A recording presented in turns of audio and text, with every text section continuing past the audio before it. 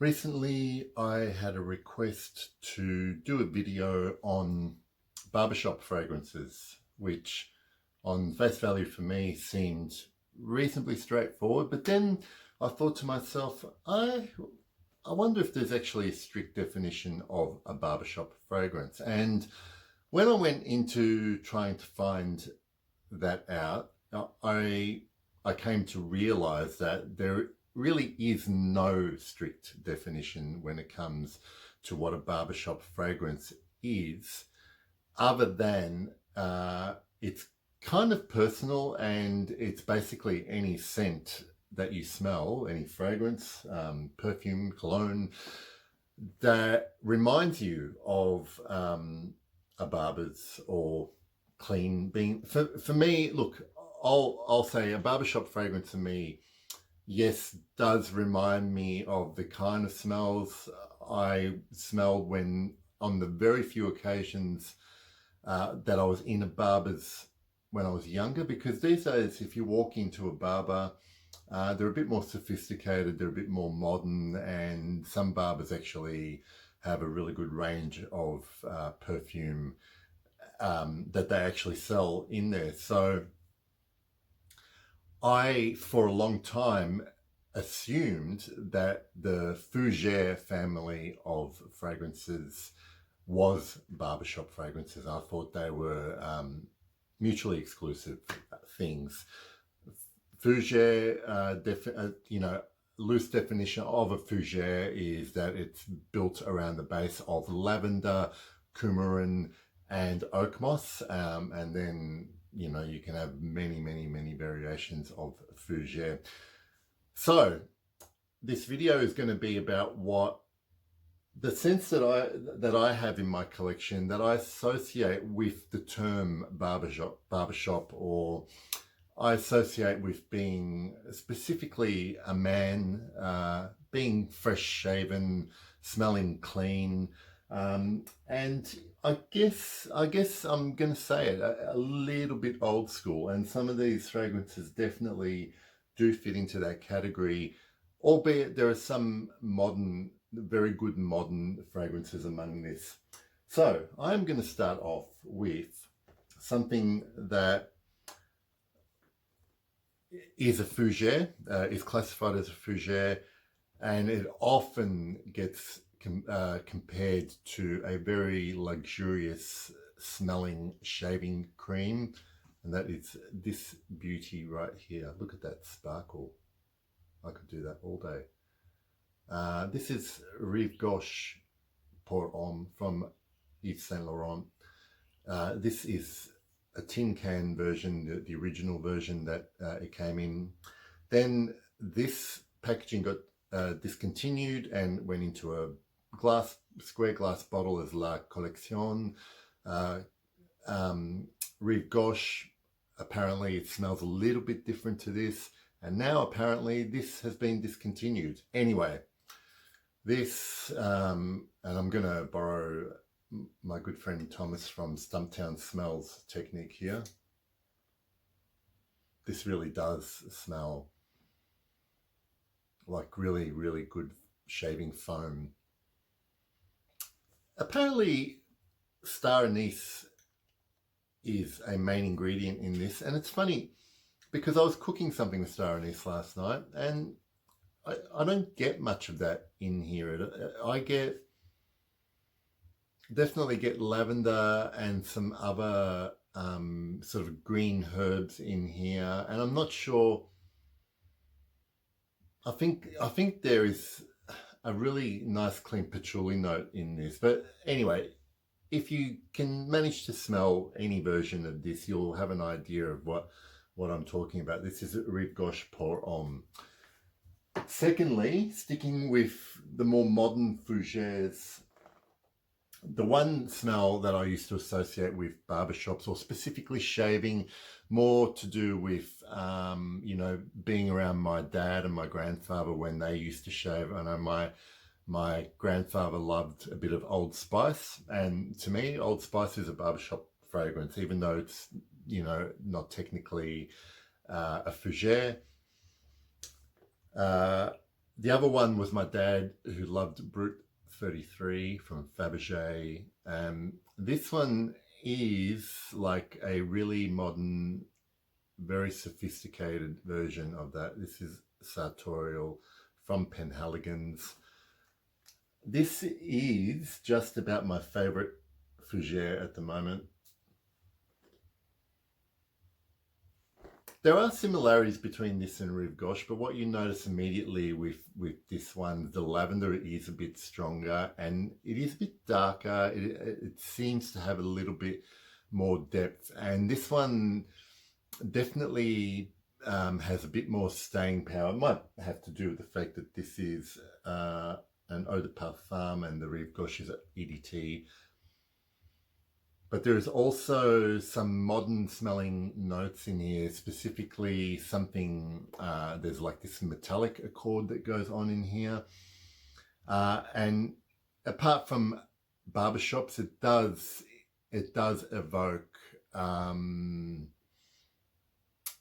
guess, sensory images of the steam in a laundromat maybe, or I guess in a tailor's shop.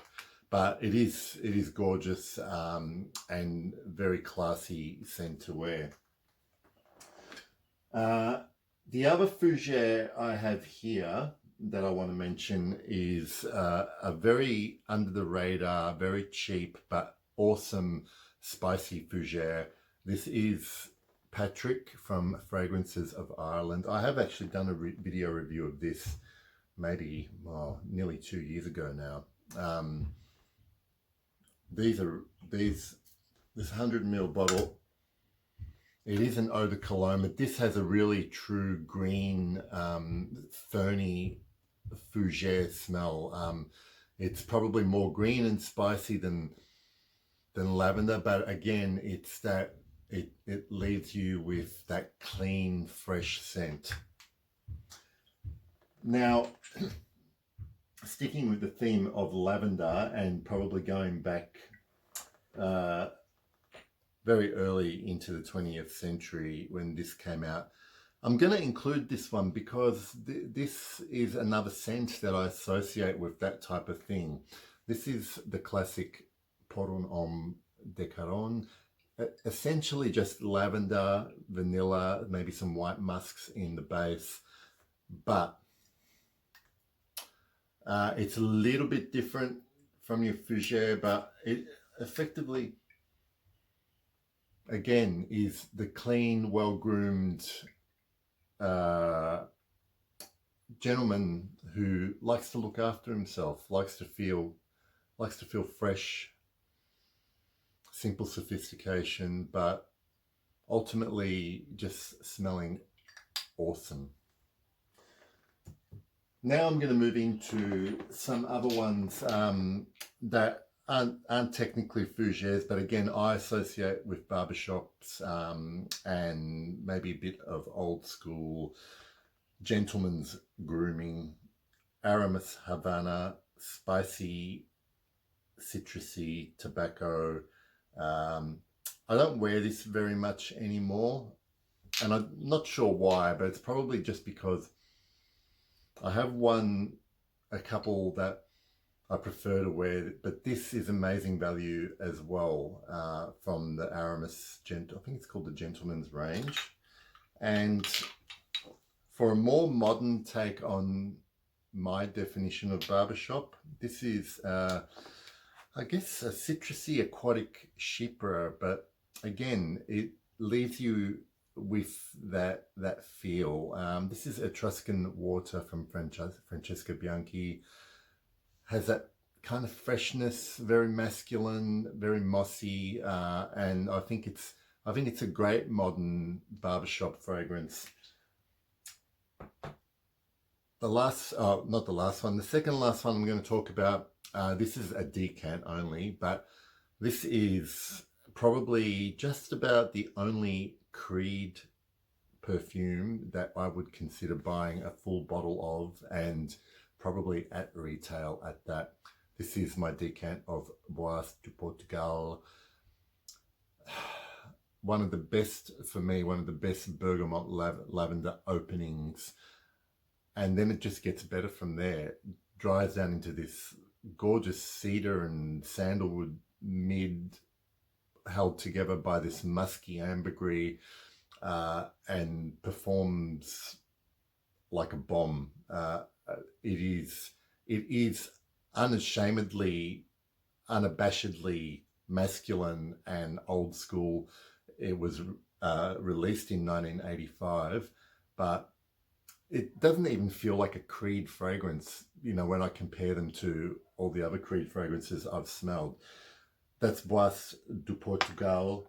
Now, for me, my very true definition of a barbershop fragrance is personal, because the last few times I actually went to a barber and had my hair cut, they used some kind of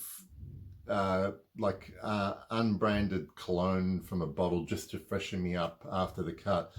And there was distinct, it was a distinct smell, and I stupidly never asked them what it was that they were splashing on the back of my neck. But when I smelled this next fragrance for the first time, I realized that this really reminded me a lot of what they were using in the barber. So this is really my barbershop fragrance, because it's what I actually smelled in a barbershop.